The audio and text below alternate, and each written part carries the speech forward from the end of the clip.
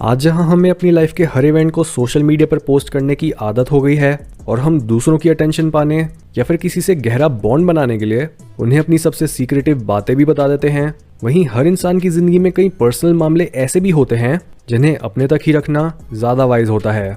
इस तरह की बातों को प्राइवेट रखने से एक इंसान ज्यादा ट्रस्टवर्दी, वेल मैनर्ड और रिस्पेक्ट के काबिल लगता है, जबकि जो इंसान अपनी लाइफ की हर डिटेल दूसरों के आगे रिवील कर देता है उसमें ना तो कोई मिस्ट्री रहती है और ना ही फिर लोग उसे ज्यादा सीरियसली लेते हैं। इसलिए अब बात करते हैं स्पेसिफिकली उन चीजों की जिन्हें आपको प्राइवेट रखना चाहिए।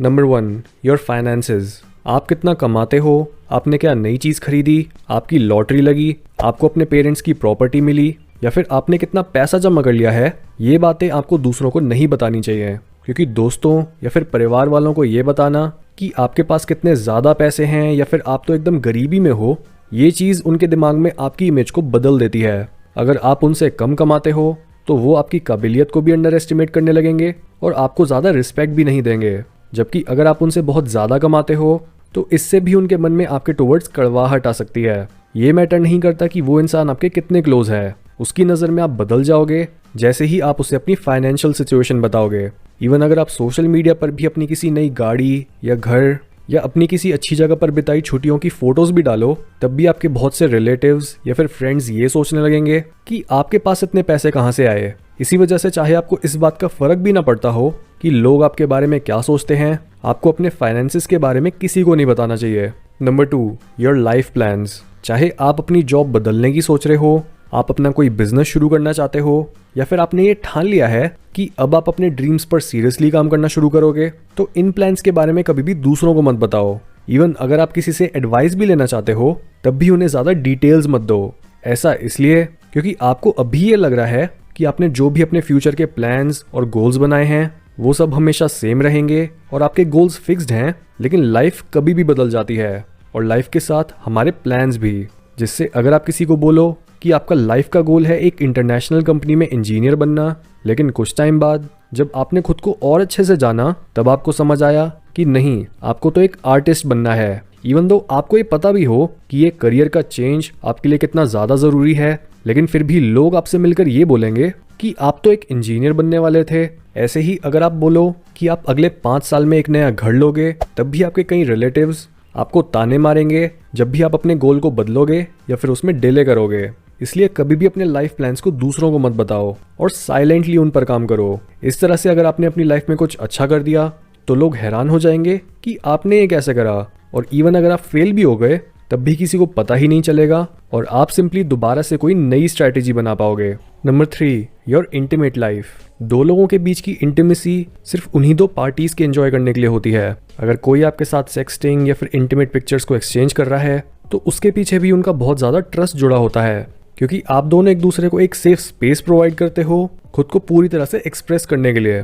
कभी भी आपका पार्टनर ये नहीं चाहेगा कि आप इन चीज़ों के बारे में दूसरे लोगों को बताओ। इससे आप सिर्फ और सिर्फ अपने पार्टनर के साथ ही नहीं बल्कि जिसके साथ उन डिटेल्स को शेयर कर रहे हो उसके साथ भी आपका रिलेशनशिप खराब होगा। Number 4, details of your relationship. यानी चाहे आपके रिलेशनशिप में एक दूसरे के लिए बहुत प्यार है या फिर आपके बीच बहुत ज़्यादा लड़ाइयाँ होती हैं, आपको इन डिटेल्स को भी बहुत सोच समझ कर दूसरों के आगे रिवील करना चाहिए। हर इंसान के रिलेशनशिप में कभी ना कभी कोई प्रॉब्लम या फिर चैलेंज आ ही जाता है, लेकिन इसका मतलब ये नहीं है कि आप अपने पार्टनर का ट्रस्ट तोड़कर इन पर्सनल मैटर्स को दूसरों के साथ शेयर करो और फिर उन लोगों से भी ये एक्सपेक्ट करो कि वो आपका ये प्राइवेट मैटर किसी और को ना बताएं। अगर आपको ये पता चले कि आपका पार्टनर आप दोनों के बीच हुई सारी बातें अपने दोस्तों को बता रहा है तो ऑब्वियसली आपको भी ये काफ़ी वियर्ड लगेगा और आप उन्हें डाउट करने लगोगे।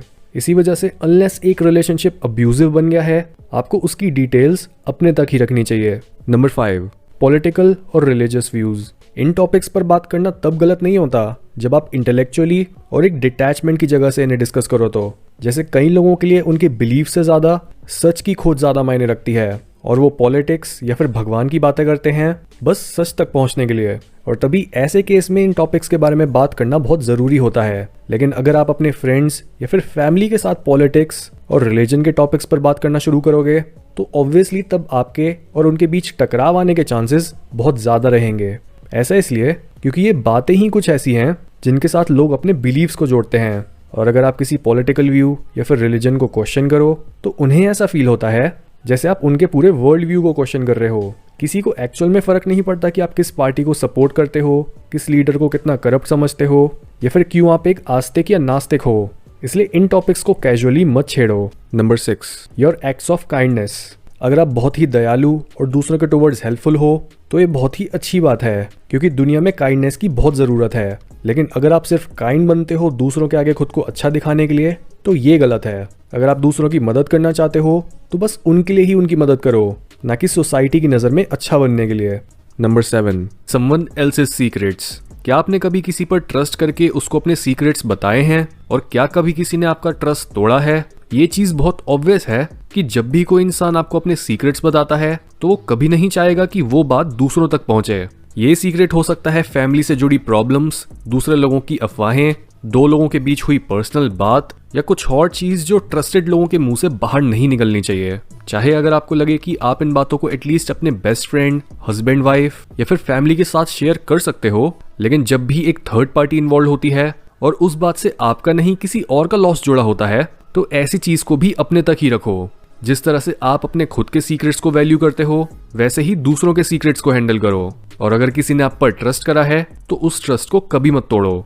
Number 8, your health problems. Of course अगर आप अपनी हेल्थ प्रॉब्लम्स को अपने डॉक्टर या फिर किसी दूसरे प्रोफेशनल के साथ शेयर कर रहे हो तो उसमें कोई प्रॉब्लम नहीं है। लेकिन अगर आप जिससे भी बात करो उसे घुमा फिरा कर अपने हेल्थ इश्यूज के टॉपिक पर ही ले आओ, तो ये चीज़ गलत है, क्योंकि ऐसा करने से आपके अंदर एक विक्टिम मेंटालिटी आ सकती है और आप अपनी प्रॉब्लम्स का सामना करने के बजाय उन्हें एक अटेंशन पाने के टूल की तरह यूज करने लगोगे। इसी को बोलते हैं एक विक्टिम आइडेंटिटी रखना। यानी बहुत से लोग इतने कायर होते हैं कि वो अपने दुख को यूज करते हैं दूसरों को मैनिपुलेट करने और चीजों को खुद के फेवर में लाने के लिए। इसलिए अगर आपको भी कोई हेल्थ इशू है तो उसे अपने तक ही रखो। Number 9, your life philosophy. किसी को फर्क नहीं पड़ता कि आप कैसे जीते हो, आप कौन सी डाइट पर हो, आपके बिलीव्स क्या हैं, या फिर आपका फिटनेस रूटीन कैसा दिखता है। काफी सारे लोग खुद को दूसरों से सुपीरियर दिखाने के लिए अपनी लाइफ फिलॉसफीज के बारे में ही बात करते रहते हैं, लेकिन ज्यादातर केसेस में उनकी ये एक्सप्लेनेशन अनवांटेड होती है। इसलिए अगर आपसे किसी ने स्पेसिफिकली इस बारे में पूछा नहीं है तो खुद की फिलॉसफीज को अपने तक ही रखो। इस बात को हमेशा याद रखो कि लोग आपकी बातों को वैल्यू तब ज्यादा नहीं करेंगे जब आप जबरदस्ती अपनी इनसाइट्स और नॉलेज को बिना मांगे लोगों में बांटते रहोगे, बल्कि खुद के लाइफस्टाइल को अपने बोलने के ढंग, अपनी सेल्फ अवेयरनेस और अपनी सक्सेस के रूप में देखने दो। इन चीजों को देखकर लोग खुद आपके पास आएंगे आपकी लाइफ फिलॉसफी और आपकी इनसाइट्स के बारे में जानने के लिए।